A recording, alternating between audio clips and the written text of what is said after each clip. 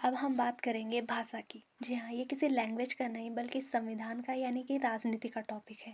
भाग 17 में राजभाषा की बात की गई है, अनुच्छेद 343 से 351 तक।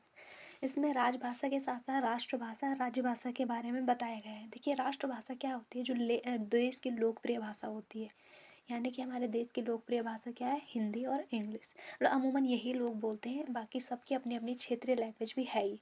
उसको राज्य भाषा कहा जाता है, जो कि दूसरा टर्म है राज्य भाषा, यानी कि जो एक पर्टिकुलर स्टेट है उसकी लोकप्रिय भाषा। जैसे पंजाब की पंजाबी है, उड़ीसा वालों की उड़िया है, तो ऐसे ही महाराष्ट्र की मराठी, ऐसे अलग अलग राज्यों की जो लोकप्रिय भाषा है उसको राज्य भाषा कहते हैं। और तीसरा होता है राजभाषा। यह है ऑफिशियल लैंग्वेज। इसी भाषा में पूरा कामकाज होता है सरकार का।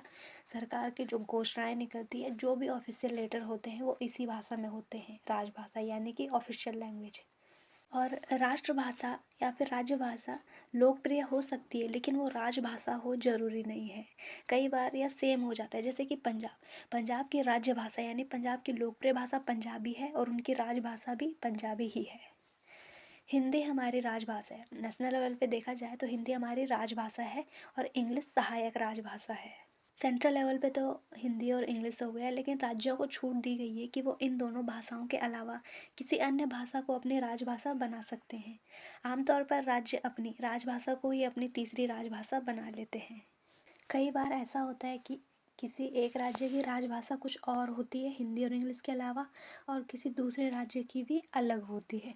मान लो महाराष्ट्र की जो राजभाषा है वो मराठी है और पश्चिम बंगाल की बंगाली है, तो इन दोनों को जब बात करनी होगी तो ये सेंटर की राजभाषा के थ्रू बात करेंगे, यानी कि हिंदी या इंग्लिश में। ये अपनी अपनी जो ऑफिशियल लैंग्वेज है उनका यूज़ नहीं करेंगे।